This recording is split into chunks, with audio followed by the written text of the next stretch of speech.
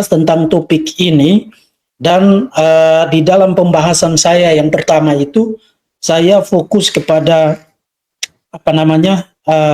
peran Yesus sebagai mediator, sebagai juru syafaat kita, dan juga memberikan sedikit ulasan historikal terkait dengan pandangan Origenes. Dan setelah pasca Origenes itu baru mulai muncul praktik untuk orang berdoa kepada Maria, termasuk juga kepada orang-orang kudus ya. Jadi saudara yang belum menonton sesi itu silakan saudara bisa tonton. Satu kali lagi para admin bisa membantu memberikan linknya, termasuk di dalam sesi itu saya memberikan sejumlah contoh doa kepada Maria yang kalau saudara baca dan saudara melek Alkitab, mengerti firman Tuhan, mengerti tentang teologi yang benar, saudara akan langsung bisa melihat itu penghujatan demi penghujatan terhadap Tuhan Yesus, dan mereka menamakan itu sebagai sebuah kesalehan. Jadi kesalehan yang persis menghujat Tuhan Yesus Kristus. Malam ini topik yang sama, tapi dari angle yang sedikit berbeda, karena saya akan secara khusus menanggapi klaim Elia Myron dan juga Konsili Trent, khususnya di dalam sesi ke-25 tanggal 3 sampai 4 Desember tahun 1563, yang bicara juga tentang praktik ini, bahkan disertai dengan deklarasi anatema bagi mereka yang menolak untuk mempraktikkan hal ini.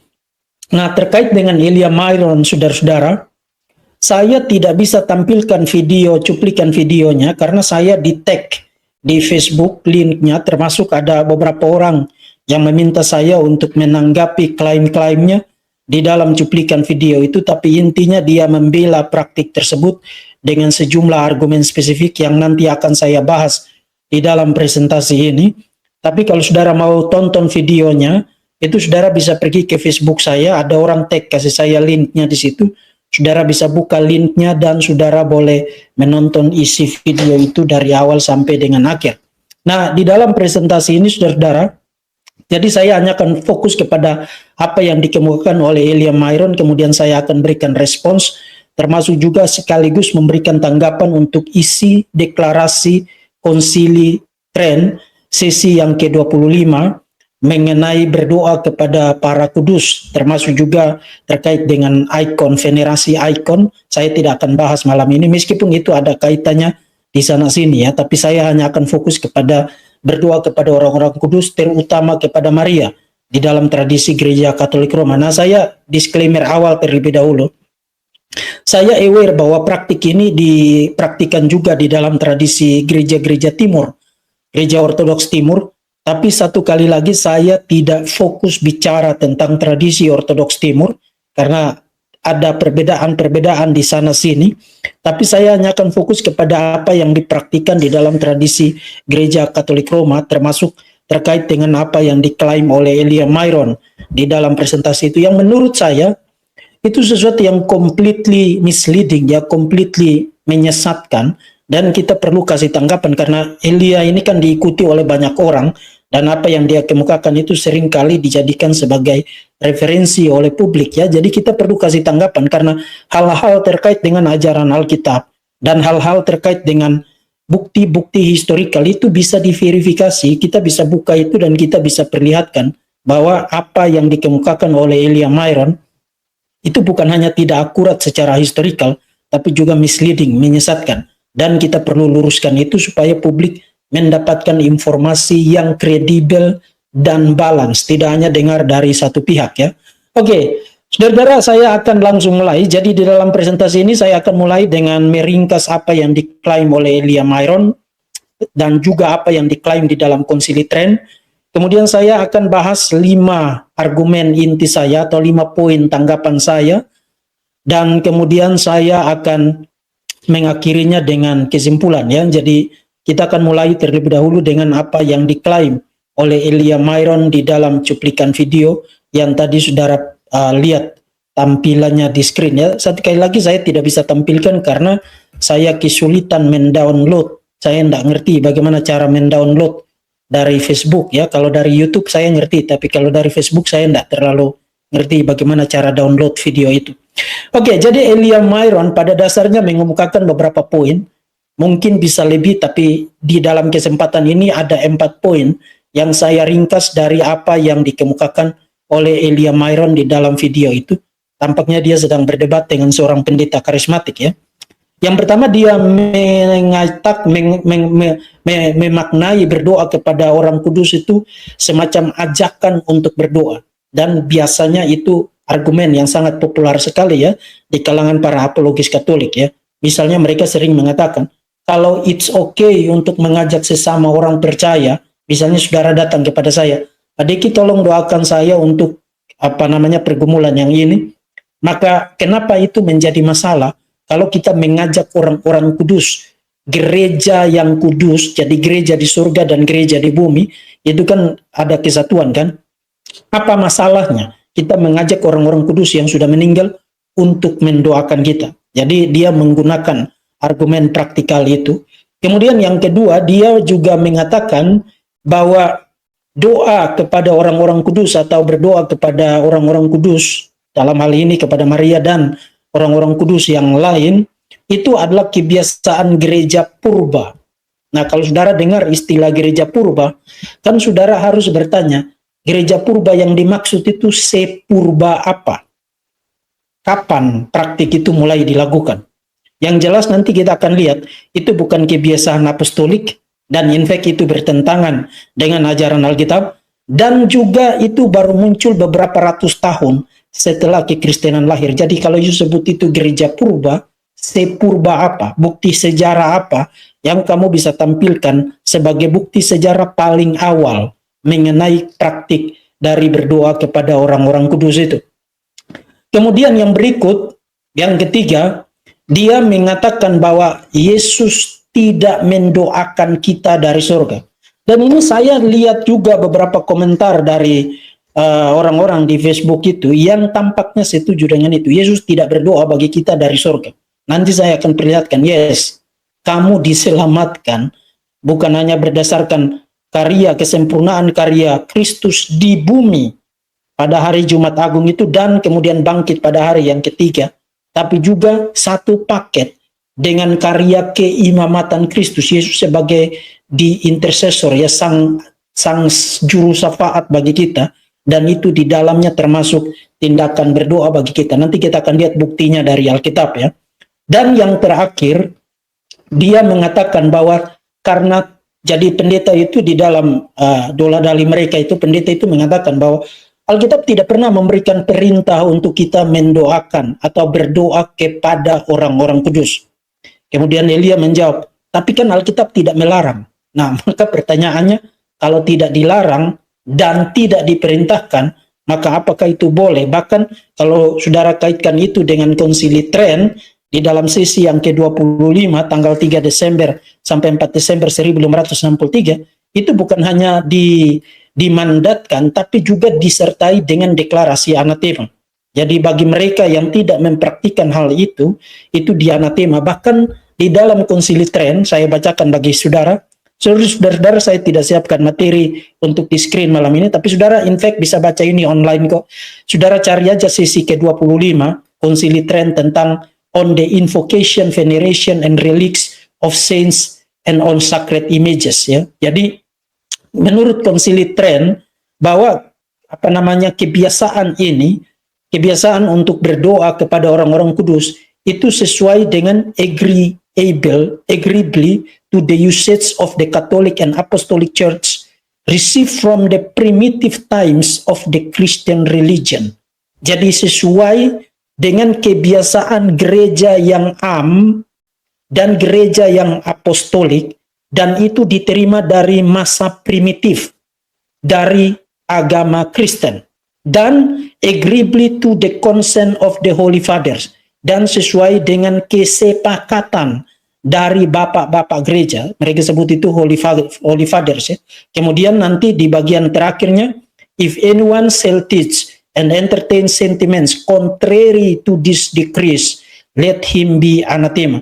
Jadi bagi mereka yang menolak itu atau mengajarkan yang sebaliknya dari ketetapan-ketetapan itu, kanon-kanon itu, maka dia dikutuk ya, dia anathema, masuk neraka. Jadi menurut Konsili Tren itu sesuai dengan kebiasaan gereja primitif Sekarang pertanyaan, seprimitif apa? Nah, Konsili Trident pakai istilah gereja yang apostolik. Artinya itu berasal dari masa para rasul. Nanti kita akan buktikan itu semua dusta. Kemudian mengatakan bahwa itu sesuai dengan kesepakatan, the consent, kesepakatan dari bapak-bapak gereja, Holy Fathers, itu juga dusta. Sampai pada masa Agustinus, itu masih ada pertanyaan besar, ada perdebatan besar terkait dengan berdoa kepada orang-orang kudus ya. Jadi tidak ada apapun yang benar, yang akurat di dalam kualifikasi yang digunakan oleh Konsili Trident, itu apostolik sesuai dengan kebiasaan kesalihan gereja yang primitif, istilah Elia Marin itu gereja purba, dan kesepakatan, artinya itu satu konsensus yang diajarkan oleh bapak-bapak gereja, yaitu sama sekali tidak ada, itu tidak benar ya. Nanti kita akan lihat di dalam presentasi saya. Nah, berdasarkan ringkasan argumen tadi, saya akan mengemukakan 5 inti argumen, 5 poin tanggapan di dalam presentasi ini. Nanti apa-apa saja itu nanti saudara akan lihat. Yang pertama, apakah Yesus mendoakan kita dari surga? Kemudian yang kedua, apakah kebiasaan praktik berdoa kepada Maria, orang-orang kudus, itu merupakan merupakan sebuah praktik kesalehan atau sebenarnya itu penghujatan dan penyembahan berhala. Kemudian yang ketiga, tentang analogi mengajak orang seiman untuk berdoa seperti yang dikemukakan oleh Elia Marin. Kemudian yang keempat, apakah berdoa kepada Maria dan orang-orang kudus itu merupakan kebiasaan gereja purba dan gereja apostolik atau gereja primitif? Dan yang terakhir saya akan ajak saudara, ada satu argumen menarik dari Athanasius yang kita bisa tarik implikasinya dalam kaitan dengan diskusi atau pandangan mengenai apakah boleh berdoa kepada Maria dan orang-orang kudus atau tidak. Jadi sampai pada masa Athanasius event, Athanasius bahkan tidak aware bahwa kita itu harus berdoa kepada orang-orang kudus. Itu bisa dilihat, ditarik implikasinya berdasarkan argumen yang dia gunakan untuk melawan kaum Arian pada abad yang keempat. Dalam tulisannya yang berjudul Discourses Against the Arians ya. Jadi pengajaran-pengajaran melawan kaum Arian. Nanti kita akan lihat itu di dalam presentasi saya. Nah, sebelum saya mempresentasikan 5 poin tanggapan itu, saya harus kasih disclaimer dulu. Pertama, saya tidak bermaksud menggugat atau membantah. Jadi dengar dulu baik-baik. Karena nanti orang-orang yang menonton ini, mereka hanya tonton sebentar, lihat thumbnail, kemudian mereka datang berkomentar, belajar lagi, dan berkomentar kemana-mana. Hindari hal-hal semacam itu, saudara. Saya kalau lihat saudara berkomentar sembarangan, apalagi menyerang personal di channel saya ini, saudara akan saya langsung tendang saudara, blokir saudara, dan masukin saudara, lemparin saudara ke purgatori sana. Jadi jangan kurang ajar di channel saya. Jangan berkomentar sembarangan di channel saya. Kalau di tempat lain silakan kamu jadi komentar sembarangan, tapi di sini tidak diperkenankan untuk orang berkomentar sembarangan. Pertama, saya tidak mempersoalkan dan tidak menggugat gagasan ide bahwa orang-orang percaya yang di surga, orang-orang kudus yang di surga, aware dan mengetahui situasi gereja di bumi. Of course mereka aware itu, misalnya di dalam Wahyu pasal yang ke-6, orang-orang percaya itu terus-menerus berseru kepada tahta Allah, kapan lagi, berapa lama lagi ya Tuhan, engkau akan membalaskan darah kami. Para martir ya, berseru kepada tahta Allah. Jadi of course mereka aware, mereka dalam keadaan sadar, dan mereka aware akan apa yang terjadi di bumi. Jadi saya tidak mempersoalkan ide itu. Kemudian yang kedua, saya juga tidak membahas ide bahwa orang-orang kudus di surga itu berdoa bagi, dengar baik-baik, berdoa bagi kita yang ada di bumi. Saya tidak mempersoalkan ide itu. Meskipun saya secara personal percaya bahwa you tidak bisa establish ide itu, karena kebiasaan orang mengutip dari Wahyu pasal 5, kemudian dalam perbandingan dengan Wahyu pasal yang ke-8, bahwa 24 tua-tua yang mengantar doa-doa itu kepada tahta Allah itu, mereka mengartikan 24 tua-tua di situ adalah orang-orang kudus yang di surga. Nah, saya tidak percaya 22 tua-tua di situ adalah orang-orang kudus. 22 tua-tua di situ bisa dibuktikan secara eksegetikal, dan in fact saya sudah punya sesi di channel ini. Itu adalah para malaikat, itu bukan orang-orang kudus yang ada di surga.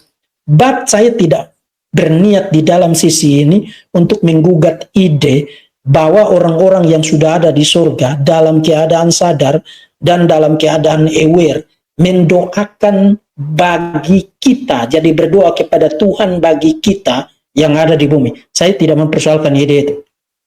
Kemudian yang ketiga, saya juga tidak bicara tentang kita yang di bumi berdoa kepada Tuhan bagi orang-orang kudus yang sudah meninggal. Saya tidak bicara tentang itu.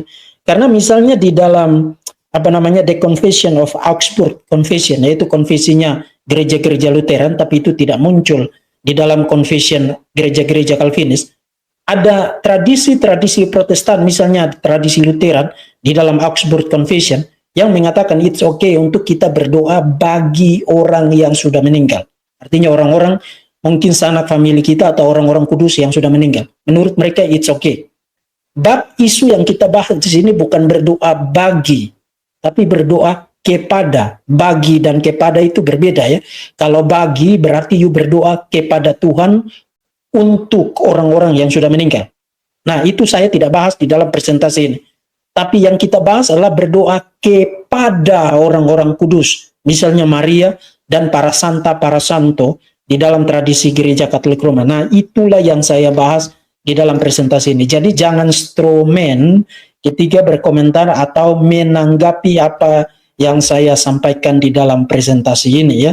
Karena saya lihat juga di YouTube, di Facebook, di bawah videonya Elia Myron yang tadi saya perlihatkan itu, ada orang yang berkomentar bahwa Yesus dan Rasul Paulus berdoa bagi orang-orang mati. Nah, itu completely omong kosong itu. Di dalam perjanjian baru, you tidak dapat pengajaran, termasuk tidak dapat contoh Yesus dan para rasul berdoa bagi orang-orang mati, termasuk berdoa kepada orang-orang yang tidak ada contoh itu, tidak ada datanya. Apakah eksplisit atau implisit itu tidak ada sama sekali di dalam perjanjian baru. Jadi kalau orang berkomentar begitu, either dia korban cuci otak, artinya dia pernah dengar klerusnya ngajarin dia begitu, atau dia ngarang sendiri hanya supaya membela posisinya, lalu dia mengarang apa saja yang dia bisa karang untuk ngasih tahu kepada publik bahwa oh ini ada dasarnya Yesus dan para rasul, misalnya Rasul Paulus itu berdoa bagi orang-orang yang sudah mati. Nah, tidak ada bukti itu, tidak ada data itu sama sekali di dalam Alkitab. Jadi jangan berdusta ya.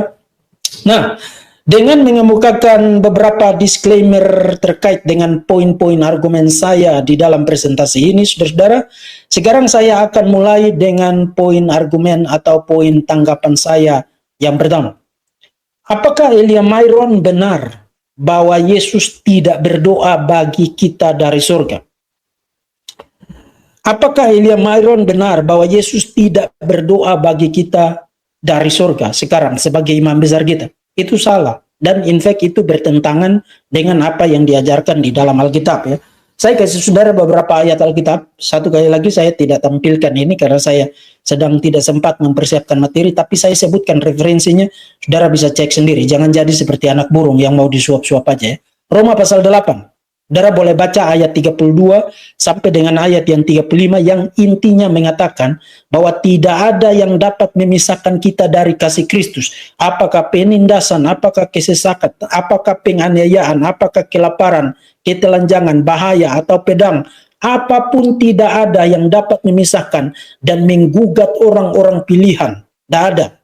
Lalu di ayat yang ke-34, Yesus disebut sebagai pembela. Kristus Yesus, ini Roma pasal 8, ayat 34. Kristus Yesus yang telah mati, bahkan lebih lagi yang telah bangkit, yang juga duduk di sebelah kanan Allah, yang malah menjadi pembela bagi kita. Nah, kalau saudara baca di dalam terjemahan bahasa Indonesia, saudara dapat terjemahan pembela. Kalau saudara dapat terjemahan pembela, saudara tidak dapat ide tentang berdoa di situ. But sebenarnya di dalam bahasa Yunani-nya, itu terjemahnya adalah make intercession, to make intercession. Membuat syafaat atau bersyafaat. Bersyafaat itu apa? Bersyafaat itu berdoa. Bersyafaat itu ya berdoa. Itu adalah salah satu dari tugas atau pekerjaan yang dikerjakan oleh Yesus sebagai sang imam besar, the high priest kita. Berdoa bagi kita, bersyafaat bagi kita, kasus kita di hadapan Tuhan. Jadi iblis menuduh kita, Yesus bersyafaat bagi kita, Yesus menjadi advokat, menjadi pembela bagi kita. Itu ide dari kata bahasa Yunani yang digunakan di dalam Roma pasal yang ke-8 ayat yang ke-34. Yesus adalah sang intercessor, atau Yesus adalah sang pendoa syafaat, sang juru syafaat bagi kita. Jadi in a way, berdasarkan ayat itu kita bisa mengatakan bahwa kita memiliki kepastian keselamatan because of the eternal prayer, the eternal intercessory prayer of Christ. Jadi kita diselamatkan dalam pengertian tertentu menurut ayat itu. Kita diselamatkan karena doa syafaat Yesus yang kekal bagi kita. Itu sebenarnya di dalam konteksnya ayat 32 sampai dengan 35 dikatakan tidak ada yang bisa memisahkan kita dari kasih Kristus. Tidak ada yang bisa menggugat umat pilihan di hadapan Allah. Jadi memberikan asurans, memberikan security, keamanan, jaminan kepada kita bahwa mereka yang telah ada di dalam Kristus, Kristus menjamin itu dengan eternal prayer, doa yang kekal, syafaat yang kekal. Nah, bukan hanya Roma pasal 8, tapi juga Ibrani pasal 7 ayat yang ke-25. Saudara silakan cari dan baca sendiri. Dikatakan di situ karena itu ia sanggup menyelamatkan dengan sempurna. Jadi tidak butuh jasa orang-orang kudus, tidak butuh jasa Maria, tidak butuh jasa apapun. Tapi Kristus sanggup menyelamatkan semua orang, menyelamatkan dengan sempurna semua orang yang oleh dia datang kepada Allah. Sebab ia hidup senantiasa untuk menjadi pengantara. Nah, itu istilah bahasa Yunani yang sama yang digunakan di dalam Roma pasal 8 ayat 34, diterjemahkan pengantara, menjadi pengantara mereka, yang sebenarnya kalau diterjemahkan misalnya dalam bahasa Inggris to intercede, bersyafaat bagi mereka. Jadi Yesus berdoa bagi kita. Salah satu karya Kristus sebagai the high priest, imam besar, adalah bersyafaat bagi kita di surga. Itu Kristus ya, jadi tidak ada disebutkan tentang orang-orang kudus, itu jasa orang-orang kudus, di situ jasa Maria, dan tidak ada disebutkan di situ, karena karya Kristus itu sempurna, di bumi, mati dan bangkit satu kali untuk selama-lamanya, naik ke surga, untuk menjamin, memastikan, mengamankan keselamatan kita itu. Dan itu sebabnya keamanan kita, jaminan keselamatan kita tidak kita letakkan pada diri kita sendiri atau jasa orang-orang kudus seperti Maria dan lain sebagainya. Mereka semua juga butuh juru selamat. Mereka tidak punya jasa apapun untuk berkontribusi kepada karya Kristus di sini. Kesempurnaan karya Kristus itu termasuk syafaatnya yang kekal itulah yang menjadi jaminan bagi kita untuk tidak dapat digugat oleh apapun dan tidak ada yang dapat memisahkan kita dari kasih Kristus. Saudara setiap malam meletakkan kepala saudara di bantal, tidur dengan nyenyak, dengan nyaman, dan tanpa khawatir, bukan karena saudara meletakkan hope saudara, pengharapan saudara kepada jasa proteksi, keamanan dari Maria dan orang-orang kudus. Saudara tidur dalam keadaan nyaman, tanpa khawatir, karena saudara mempercayakan hidup dan keselamatan saudara kepada kesempurnaan karya Kristus. Itulah yang menjadi fondasi, landasan satu-satunya dan tidak ada yang lain untuk jaminan keselamatan kita. Dan bukan hanya Kristus berdoa bagi kita, saudara, tapi Roh Kudus juga berdoa bagi kita. Saudara mulai lihat sekarang ya, berdoa kepada Maria dan orang-orang kudus ini, itu bukan hanya tidak ada dasarnya, tapi bertentangan dengan apa namanya, trinitas fungsional ya, karya Allah Tritunggal untuk accomplish, menggenapi redemption, menggenapi penebusan bagi umatnya yang percaya kepada Kristus. Bukan hanya Kristus yang berdoa bagi kita, tapi Roh Kudus juga berdoa bagi kita. Di mana dasarnya? Saudara baca lagi Roma pasal yang ke-8. Di dalam ayat 15 dan 16, Roma pasal 8, di dalam ayat 15-16 dikatakan bahwa oleh roh itu, jadi oleh roh kita dijadikan anak-anak Allah, artinya kita dilahir balukan oleh Roh Kudus, tapi juga oleh roh itu kita dapat berseru ya Aba, ya Bapa. Dan roh itu bersaksi bersama-sama dengan roh kita bahwa kita adalah anak-anak Allah. Nah, bukan hanya itu, tapi kalau saudara baca terus pasal 8 itu, sampai di ayat 26-27 dikatakan, demikian juga roh itu membantu kita dalam kelemahan kita, sebab kita tidak tahu bagaimana sebenarnya harus berdoa. Tapi roh sendiri berdoa untuk kita kepada Allah dengan keluhan-keluhan yang tidak terucapkan. Dan Allah yang menyelidiki hati nurani mengetahui maksud roh itu, yaitu bahwa ia sesuai dengan kehendak Allah berdoa untuk orang-orang kudus. Jadi kalau you mau bicara tentang siapa yang berdoa bagi kita di surga, yang berdoa bagi kita itu bukan Maria, bukan orang-orang kudus. Yang berdoa bagi kita, dan doa itu punya kepastian jawaban dari Sang Bapa, itu dikerjakan oleh Kristus sebagai Sang Juru Syafaat, tapi juga dikerjakan oleh Roh Kudus yang diutus oleh Bapa dan Kristus untuk menjadi penolong kita. Itu Alkitab. Jadi Elia Myron completely mendistorsi Alkitab ketika dia argue against ide, argue menentang ide bahwa karena Kristus tidak berdoa bagi kita, maka kita butuh doa dari para Maria dan orang-orang kudus yang lain. Itu kamu completely distorsi ajaran Alkitab ya. Nah, jadi yang pertama, tidak benar bahwa Yesus tidak berdoa bagi kita. Itu yang pertama. Yang kedua, di dalam argumennya, jadi waktu pendeta itu mengatakan bahwa tidak ada ajaran apapun, perintah apapun di dalam Alkitab menyuruh kita untuk berdoa kepada orang-orang kudus yang sudah meninggal, apakah Maria atau orang-orang kudus yang lain. Kemudian Elia balik, kan tidak juga dilarang. Maka pertanyaan, kalau dilarang maka boleh. Nah saudara, ini argumen yang sangat cheap sekali ya, sangat murahan sekali. Ini sangat, betul-betul sangat completely cheap, yang sangat murahan sekali. Why? Karena waktu orang-orang Protestan menentang, menolak untuk berdoa kepada Maria dan orang-orang kudus, itu bukan argumennya, itu bukan hanya bahwa tidak ada perintahnya di dalam Alkitab. Bukan hanya itu. Itu berarti kamu completely straw man itu.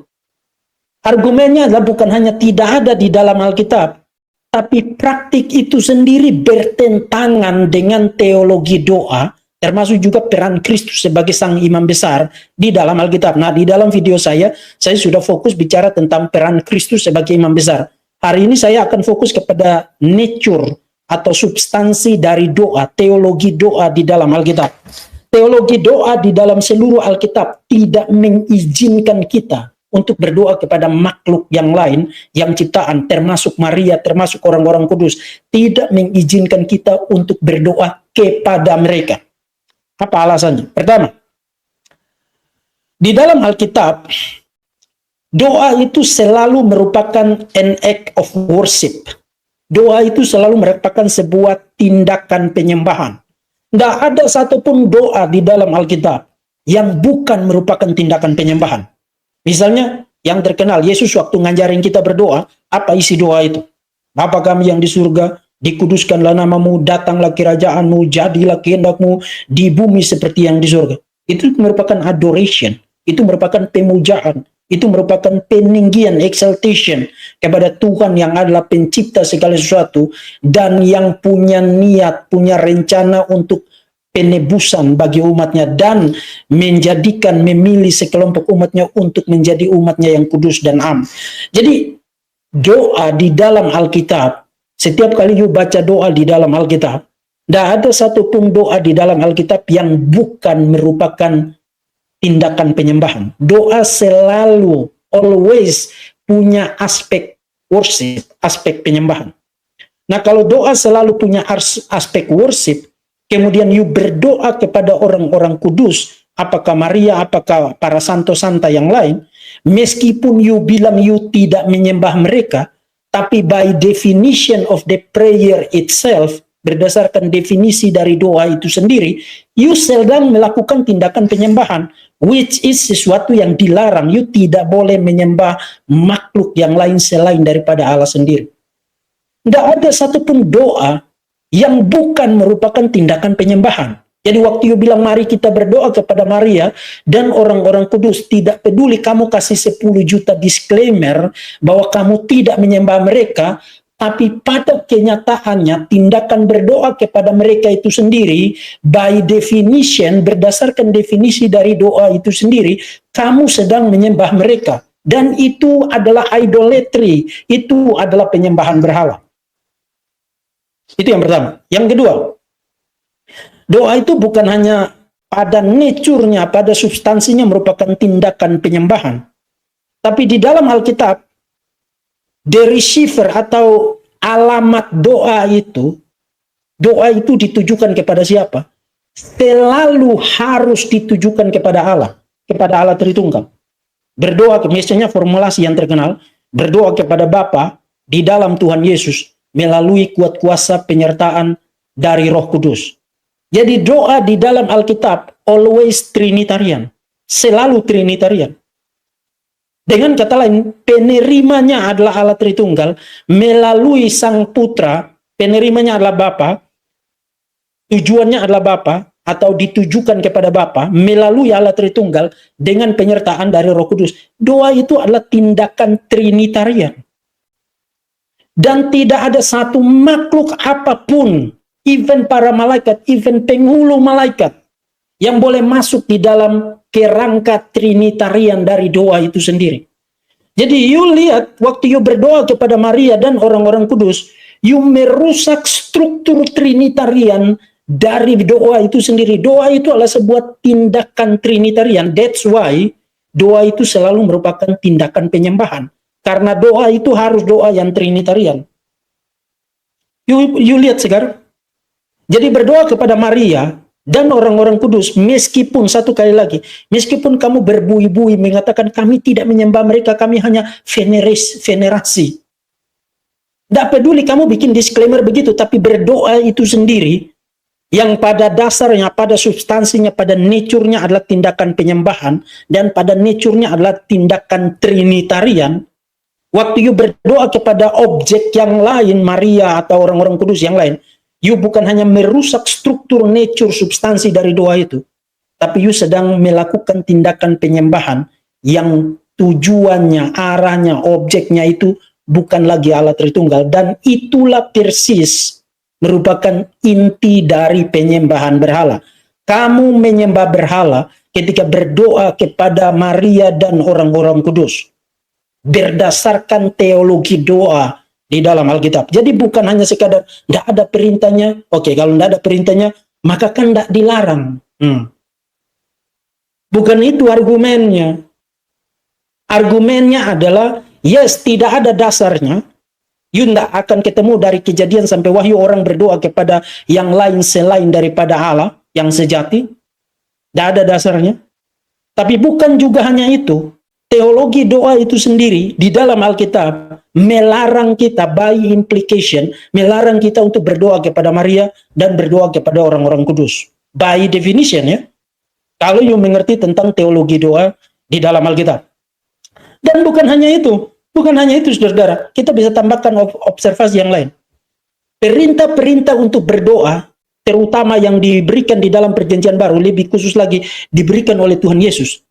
Perintah-perintah itu tidak membuka ruang untuk ada mediator lain di antara kita dan Yesus. Tidak membuka ruang itu. Misalnya kalau you lihat ayat-ayat yang terkenal seperti Matius pasal 11 ayat yang ke-28. Marilah kepadaku, langsung kepada Yesus. Kamu semua yang letih lesu dan berbeban berat, aku akan memberikan kelegaan kepada. Kemudian yang terkenal itu banyak-banyak, misalnya di dalam Yohanes pasal 14 ayat sampai dengan pasal 16. Misalnya ayat pasal 14 ayat 13 14. Dan apapun juga yang kamu minta kepada Bapa dalam namaku, aku akan melakukannya supaya Bapa dipermuliakan di dalam Anak. Jika kamu meminta sesuatu kepada Bapakku dalam namaku, aku akan melakukannya. Kemudian pasal 15 ayat 16. Bukan kamu yang memilih aku, tapi aku yang memilih kamu. Dan aku telah menetapkan kamu supaya kamu pergi menghasilkan buah, dan buahmu itu tetap. Supaya apa yang kamu minta kepada Bapa dalam namaku, diberikannya kepadamu. Kemudian Yoel pasal 2 ayat 32. Dan barang siapa berseru kepada nama Tuhan akan diselamatkan. Dan teks itu dikutip banyak sekali di dalam Perjanjian Baru. Kisah Rasul pasal 2 ayat 21. pasal 22 ayat 16, Roma pasal 10 ayat 13, 1 Korintus pasal 1 ayat 2 sampai dengan ayat yang ketiga. Saudara lihat di dalam semua perintah berdoa di dalam Alkitab, calling upon the name of the Lord, atau berdoa kepada Bapa di dalam, tidak ada apapun di dalam perjanjian baru yang mengizinkan mediator-mediator lainnya, misalnya Maria dan orang-orang kudus, in between antara kita dengan Yesus. Tidak ada. Tidak ada. Tidak ada. Kita boleh langsung datang kepada Tuhan Yesus Kristus. Dengan kata lain, menciptakan praktik dan menjadikannya praktik mutlak disertai dengan anatema, itu kamu sedang menciptakan jarak yang sangat jauh antara umat ini dengan Tuhan Yesus dan dengan Allah Tritunggal. Kamu menciptakan jarak itu yang tidak diizinkan oleh perjanjian baru. Dan in fact di dalam contoh-contoh doa yang mereka lakukan, Yesus itu mereka gambarkan seperti hakim yang marah-marah, yang jauh di sana, yang transenden di sana, yang dekat dengan kita, yang penuh pengertian, yang manis dan lembut, yang mengerti pergumulan kita itu hanya Maria. Ini bahaya besar. Merusak, bukan hanya merusak struktur doa, bukan hanya merusak nature substansi dari doa, tapi juga bertentangan dengan semua perintah berdoa kepada Tuhan, hanya kepada Tuhan, tidak boleh kepada yang lain, kepada Tuhan di dalam Alkitab. Itu yang ketiga. Yang keempat, kenapa ini masalah yang sangat besar sekali, saudara-saudara? Pada praktiknya, meskipun satu kali lagi mereka akan disclaimer, kami tidak menyembah Maria, kami tidak menyembah orang-orang kudus, kami hanya memvenerasi. Kalau untuk Maria itu hyperdulia, kalau untuk orang-orang kudus itu dulia, kalau latria itu worship katanya. Tidak peduli kamu bikin disclaimer begitu. Tapi apa yang kamu lakukan ketika berdoa kepada Maria dan orang-orang kudus, itu merupakan penyembahan berhala. Saya kasih saudara dua argumen teologis. Pertama, waktu kamu berdoa kepada Maria dan orang-orang kudus harus disebut penyembahan berhala, karena untuk melakukan itu kamu harus mengasumsikan atribut keilahian yang harus dimiliki oleh Maria dan orang-orang kudus. Misalnya, kalau kamu Katolik, 10 orang ada di New York, 10 orang ada di Papua, 10 orang ada di Australia, ada di New Zealand, ada di Italia, ada di Roma, ada di Yunani, ada di Yerusalem, dan lain sebagainya. 10-10-nya berdoa pada saat yang sama kepada Maria misalnya. Dan mayoritas di antara saudara ada yang bersuara, tapi mayoritas juga yang berdoa di dalam hati. Misalnya mengikuti Matius pasal 6, kalau kamu mau berdoa, masuk ke dalam rumahmu, tutup pintumu, dan berdoa kepada Bapa in secret, ya. Berdoa secara silent, berdoa secara diam-diam, tidak pakai pengumuman, tidak pakai tua. Pertanyaan, bagaimana caranya Maria bisa tahu 10 orang berdoa di New York, 10 di Yerusalem, 10 di Italia, 10 di Yunani, 10 di Papua, 10 di Kupang, 10 di Sulawesi Utara, 10 di mana lagi, di New Zealand, di Australia, all over the globe ini. Bagaimana caranya Maria bisa tahu itu? Sehingga kamu percaya bahwa dia dengar doa kamu. Untuk dia bisa tahu itu, dia harus punya atribut apa? Dia harus punya atribut, yes, omniscience. Dia harus punya atribut itu. Kalau dia tidak punya atribut itu, kamu berdoa kepada kesia-siaan. Karena toh dia tidak dengar juga, dia tidak tahu. Bagaimana caranya dia tahu kamu sedang berdoa? Bagaimana caranya? Dia harus punya atribut omniscience. Nah, waktu kamu melakukan tindakan itu, satu kali lagi, meskipun kamu kasih disclaimer berjubel-jubel, 10 juta, 20 juta, 1 miliar, 1 triliun, kami tidak menyembah Maria, kami tidak. Kamu menyembah Maria, memberikan atribut omniscience kepada Maria, seakan-akan dia bisa tahu semua orang yang berdoa, mereka berdoa dengan cara apa, dengan kata-kata apa, dan apa yang mereka doakan. Maria tahu tentang hal itu semua. Bagaimana caranya dia tahu tentang itu kalau dia tidak omniscience? Itu penyembahan berhala. Jadi kamu mengatribusikan properti dan atribut keilahian yang hanya milik Tuhan, kamu kasih itu kepada Maria dan orang-orang kudus ketika kamu melakukan praktik berdoa. Itu penyembahan berhala. Minta maaf, saya tidak bermaksud menyerang kamu, tapi itu idolatry, itu penyembahan berhala. Dan bukan hanya itu, saudara-saudara. Cara mereka berdoa, kata-kata yang mereka rumuskan, saya akan kasih saudara beberapa contoh ya. Sebenarnya saya sudah tampilkan ini kepada saudara sekalian di video saya sebelumnya, tapi mari kita lihat. Mereka menggambarkan Maria sebagai giver, sebagai pemberi dan bestower. Orang yang memberikan anugerah, yang punya kekuatan melebihi neraka, dan pengharapan mereka satu-satunya hanya kepada Maria. Misalnya, kalau saudara lihat contoh yang pertama. Ini bukan ngarang sendiri, mayoritas ini doa-doa untuk Maria yang muncul pada abad-abad pertengahan, dan beberapa diantaranya berasal dari Paus Sixtus the Fourth ya, Sixtus IV. Dan Paus Sixtus IV bahkan dia memberikan garansi, jaminan 11.000 tahun indulgensia kalau kamu punya kalau kamu punya kerabat atau nanti kamu masuk purgatori, kamu dapat diskon 11.000 tahun.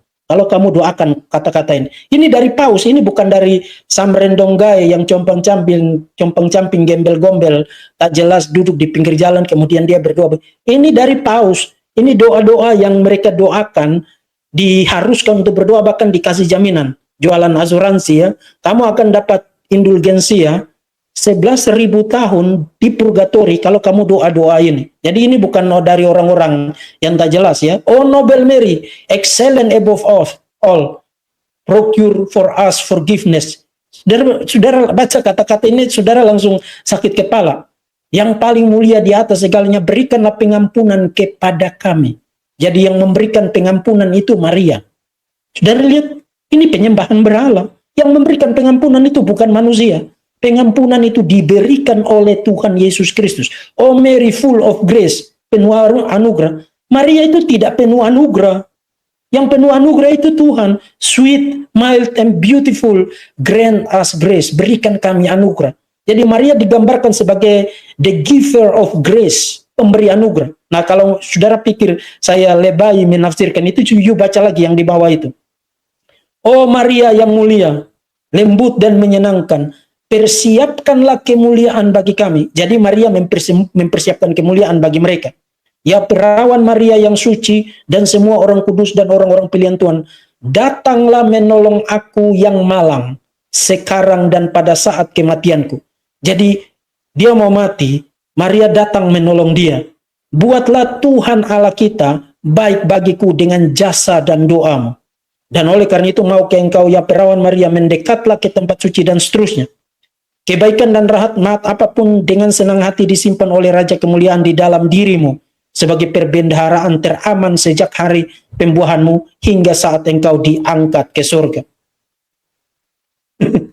Kemudian melalui pengampunanmu, ini bukan melalui pengampunan Tuhan, tapi pengampunan Maria loh, through your forgiveness, melalui pengampunanmu yang diberikan kepada orang-orang yang bersalah, to the guilty, through your grace, melalui anugerahnya Maria loh ini, confer on the just. Kemudian, oh you who are more beautiful than the stars, engkau yang lebih indah dari bintang-bintang, diberkati di antara semua wanita, placate your son, tenangkanlah anakmu. Jadi Yesus itu digambarkan seperti tukang marah-marah yang nanti bikin dia tenang dan teduh, itu adalah Maria. Cleanse of all faults. Bersihkanlah semua kesalahan dari orang-orang beriman. Ini Maria loh ini. Jadi Maria memberikan anugerah, Maria memberikan rasa aman, Maria membersihkan semua kesalahan orang-orang beriman. Kemudian, oh Queen of Heaven, Ratu Surga, most gracious mother of your offspring, do not spurn me, I commend myself to you alone. Saya menyerahkan diri saya hanya kepada engkau. Saudara-saudara, you butuh berapa banyak untuk matamu yang buta spiritual itu, tinggal di dalam gua-gua kesesatan itu, untuk melihat ini penghujatan dan penyembahan berhala. Butuh berapa banyak? Menyerahkan diriku sepenuhnya hanya kepada engkau, hanya kepada Maria. Bukan hanya itu, mari kita lihat. Oh Mother of Perpetual Health,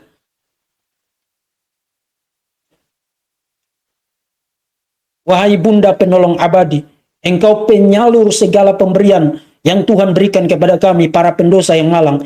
Di tangan-Mu aku menyerahkan keselamatan kekalku, dan kepadamu aku mempercayakan jiwaku. Di tangan-Mu, in thy hands, I place my eternal salvation, and to thee I trust my soul. Ini gila. Di tangan Maria kamu menaruh keselamatan kekalmu dan mempercayakan jiwamu kepada Maria. Count me among thy most devoted servants. Take me under thy protection. Di bawah perlindunganmu. It is enough for me. Itu cukup bagi saya. If you protect me, I fear nothing, not from my sins, because thou will obtain for me the pardon of them, not from the devils, because thou art more powerful than all hell together. Engkau lebih kuat dari seluruh neraka. Bayangkan. Not even from Jesus. Jadi bahkan Yesus pun tidak bisa ngapa-ngapain saya. Kalau engkau yang melindungi saya. My judge. Because by one prayer from thee, he will be a peace. Kamu butuh berapa banyak untuk melihat bahwa orang-orang ini sedang menyembah berhala. Dan yes, itu flow naturally from prayer.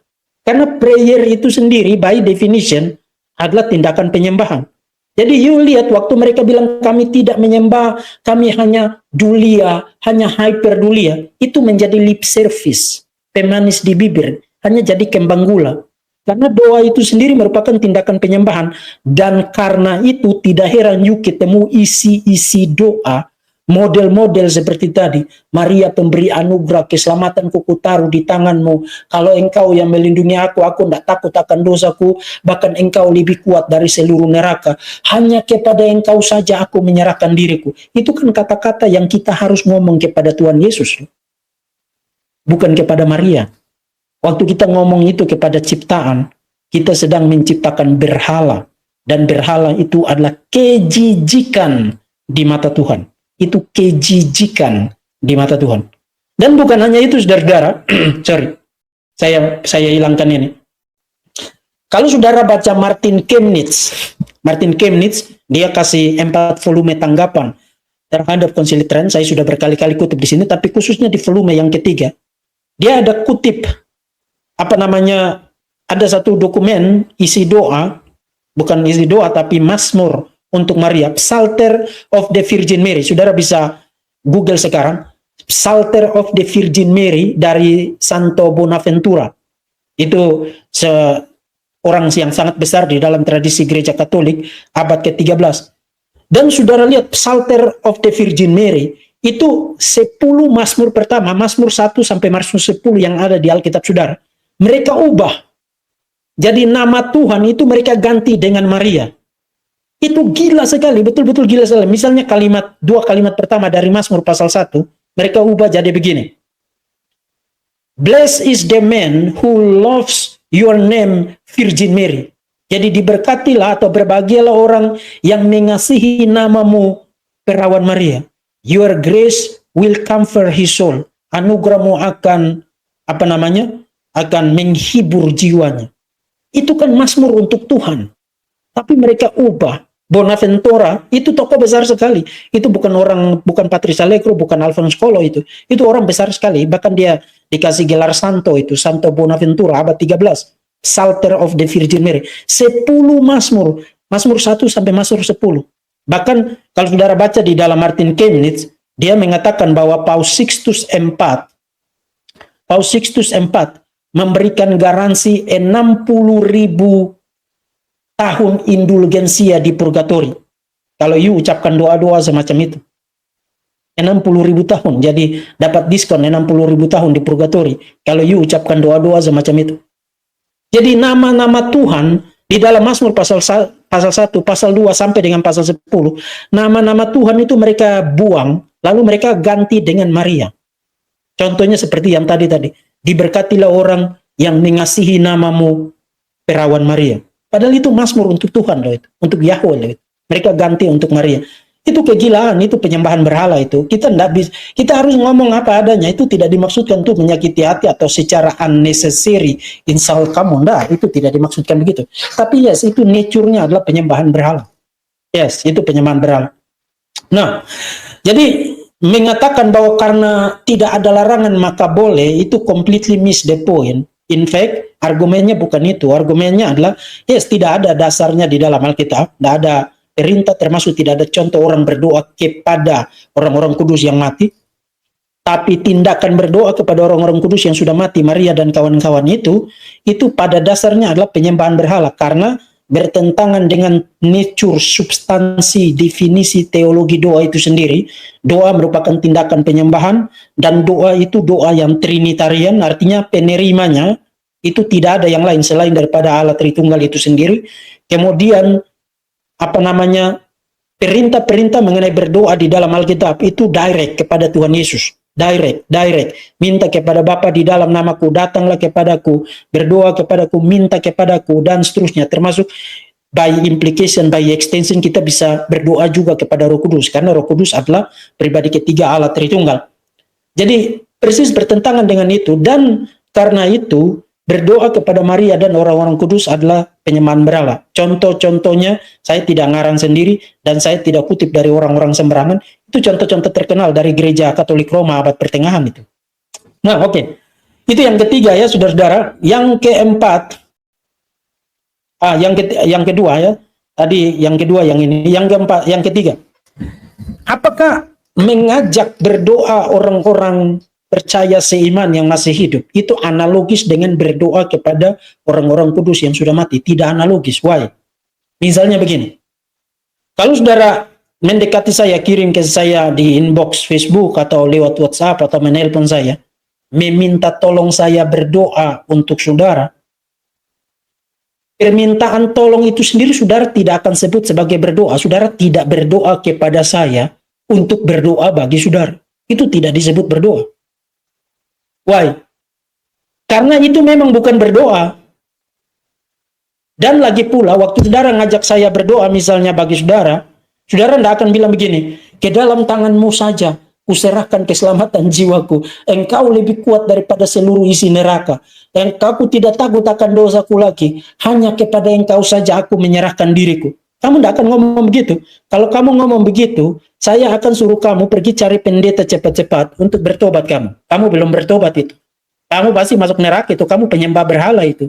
Kamu menjadikan manusia sebagai sumber pengharapan, pemberi anugerah, pemberi rasa aman, dan lain. Itu penyembahan berhala itu. Kamu perlu bertobat. Kamu belum lahir baru itu.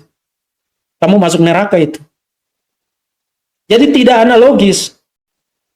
Mengajak orang-orang percaya yang masih hidup untuk mendoakan kita, itu bukan kita berdoa kepada mereka supaya mereka berdoa kepada Allah. Jadi tidak analogis. Dan konten dari permintaan itu sendiri juga tidak analogis. Saudara tidak boleh datang kepada saya lalu saudara puji-puji saya, hanya engkau pengharapanku, engkau lebih kuat dari semua neraka. Saudara tidak boleh ngomong begitu. Itu penghujatan, itu penyembahan berhala itu. Jadi tidak analogis. Jangan menciptakan argumen omong kosong lah. Kemudian yang keempat, apakah berdoa kepada orang-orang kudus ini kebiasaan gereja purba? Tidak. Pertama, tidak dapat itu di dalam Perjanjian Baru. Artinya pada masa para rasul, gereja rasuli pada abad pertama tidak melakukan ini, dan in fact mereka bukan hanya tidak lakukan, tapi berdasarkan apa yang ada di dalam Perjanjian Baru kita bisa tarik implikasinya bahwa itu mereka tidak akan lakukan. Jadi bukan hanya tidak lakukan, tapi tidak akan lakukan. Why? Karena itu penyembahan berhala. Dan abad kedua juga tidak ada buktinya. Saudara, kalau saudara lihat di screen saya sekarang, yang ini. Dokumen tertua yang you bisa rujuk memuat doa intersesi, minta perlindungan kepada Maria, itu adalah dokumen yang disebut dengan Sanctum Praesidium. Dan menurut para apologis Katolik ini berasal dari tahun 250 Masehi, artinya pertengahan abad ketiga. Not good enough. But berdasarkan penelitian kesarjanaan, saudara bisa lihat sekarang di screen, dari Theodore de Bruyn, Appeals to the Intercession of Mary in Greek Liturgical and Paraliturgical Text from Egypt. Ini diterbitkan di dalam buku berjudul Presbyteria Theotokou, The Intercessory Role of Mary Across Times and Places in Byzantium, abad ke-4 sampai abad ke-9, halaman 115 sampai 129. Khususnya di halaman 116 dia bilang begini, naskah ini sangat mungkin tidak berasal dari pertengahan abad ketiga, tapi bisa berasal dari waktu yang sangat belakangan berdasarkan penelitian paleografi dari papirus yang bersangkutan. Probably belongs to the 6th or 7th century or even later. Jadi naskah ini yang sering dirujuk oleh para apologis Katolik ini, Sanctum Praesidium ini, yang kata mereka berasal dari pertengahan abad ketiga. Ini sangat mungkin berasal dari abad ke-6, bahkan abad ke-7, bahkan bisa berasal dari era yang lebih kemudian, menurut penelitian paleografi dari papirusnya. Nah, poin saya itu begini, you bukan hanya tidak dapat itu dari dalam Alkitab, tapi gereja selama beberapa ratus tahun pertamanya itu tidak mengenal praktik ini. Jadi waktu you mengatakan bahwa itu kebiasaan gereja purba, kemudian Konsili Tren mengatakan itu berasal dari kekristenan yang primitif dan apostolik, itu completely dusta, itu lie, itu omong kosong, itu tidak benar. Nah, satu kali lagi, saya tidak bermaksud menggunakan istilah-istilah itu untuk menyakiti hati kamu, tapi kita harus menyebut dusta sebagai dusta, omong kosong sebagai omong kosong. Itulah bentuk kejujuran kalau kita mau bicara tentang kebenaran, ya. Jadi tidak ada buktinya. Nah, terakhir, karena ini sudah 1 jam 3 menit, jadi saya cepat-cepat saja ke poin saya yang kelima, terkait dengan Athanasius, ya. Athanasius, Arianisme, dan berdoa kepada Maria. Sampai pada masa Athanasius tidak pernah aware. Ini sudah abad keempat, ya. Tidak aware bahwa kita harus berdoa kepada Maria. Dari mana kita tahu? Nah, memang Athanasius tidak bicara tentang berdoa kepada orang-orang kudus.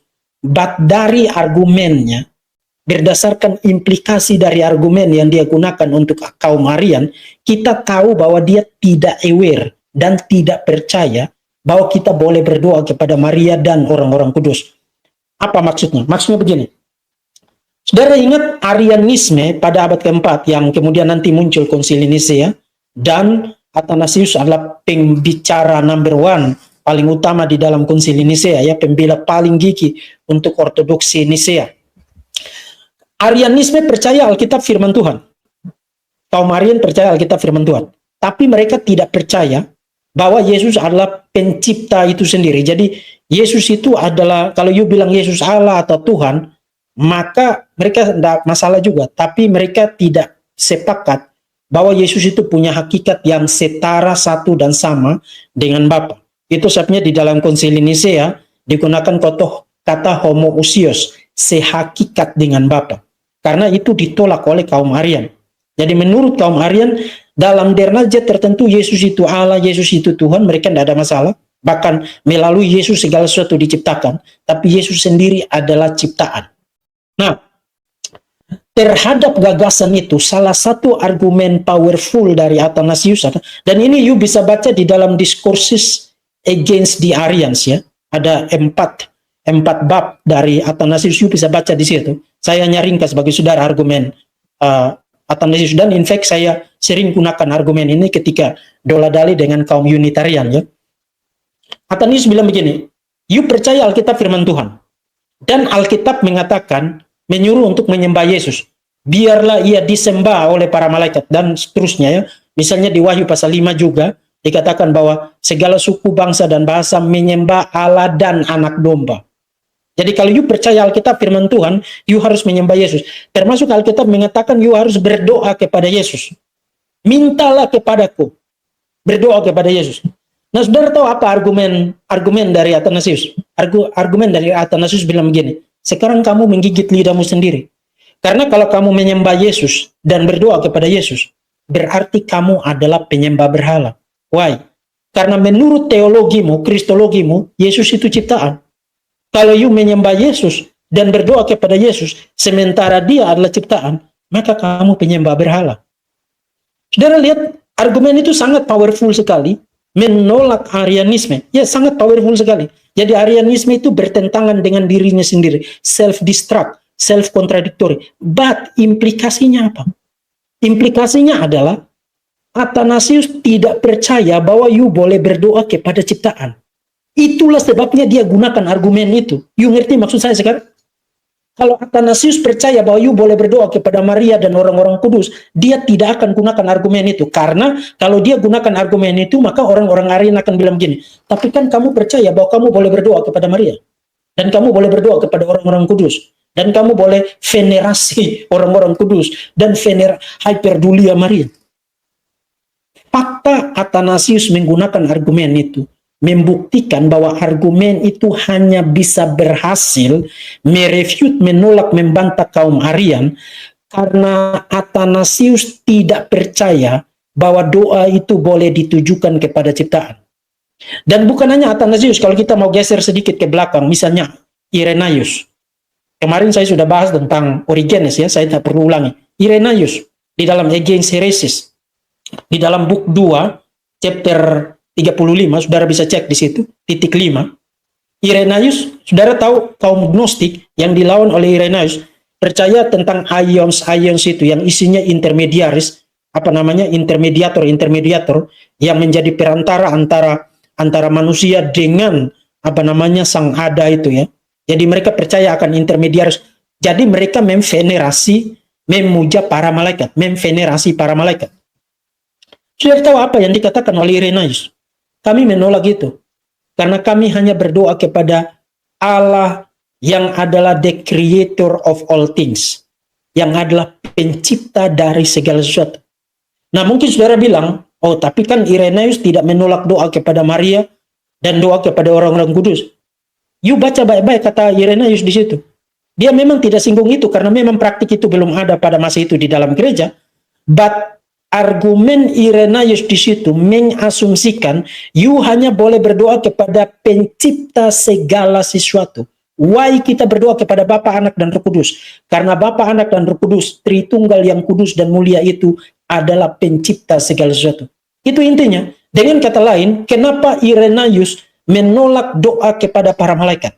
Intersesi kepada para malaikat. Invokasi kepada para malaikat. Why?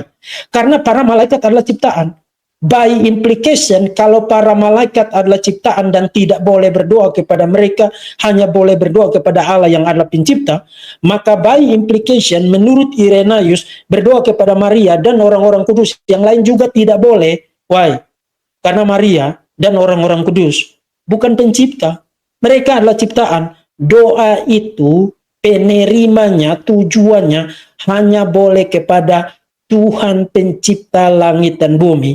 Dan Tuhan pencipta langit dan bumi itu adalah Allah Tritunggal. Itu sebabnya saya katakan, teologi doa di dalam Alkitab, kerangka utamanya adalah kerangka Trinitarian. Begitu you berdoa kepada Maria dan orang-orang kudus, maka you merusak, bertentangan dengan struktur Trinitarian dari teologi doa di dalam Alkitab. Thank you for the happiest year of my life.